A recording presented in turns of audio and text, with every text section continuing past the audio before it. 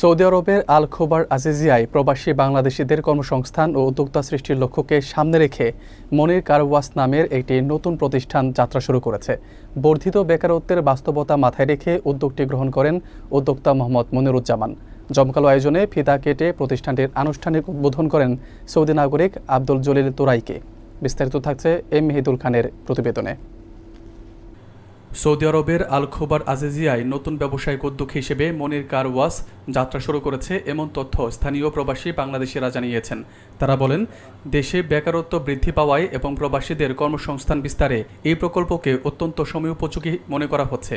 উদ্যোক্তা মোহাম্মদ মনিরুজ্জামান জানানোর পরিপ্রেক্ষিতে জানা যায়, দীর্ঘদিনের পরিকল্পনা ও প্রস্তুতির পর কার ওয়াশটি চালু করা হয়েছে, যার মাধ্যমে স্থানীয় শ্রমবাজারে নতুন সুযোগ সৃষ্টি হবে বলে তিনি আশা করেছেন।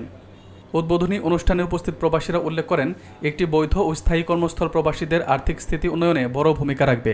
ফিতা কেটে উদ্বোধনকারী সৌদি নাগরিক আব্দুল জলিল তোরাইকি প্রতিষ্ঠানটির সুশৃঙ্খল ব্যবস্থাপনা ও সেবার প্রশংসা করেন বলে উপস্থিতরা জানান। বিশেষ অতিথি হিসেবে থাকা লিটু মিয়া, মিস্টার রনি, ইউসুফ, হাবিব ও মোহাম্মদ মুর্শিদুল আলম উদ্যোক্তার এই সাহসী পদক্ষেপের প্রশংসা করেছেন বলে জানা যায়। অনুষ্ঠানের শেষে শতাধিক প্রবাসীর অংশগ্রহণে নৈশভোজের আয়োজন করা হয়, যেখানে সবাই উদ্যোগটির সফলতা কামনা করেন।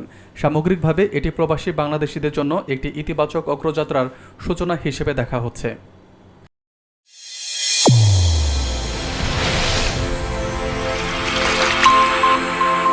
চ্যানেল A1 হৃদয়ের স্পন্দন।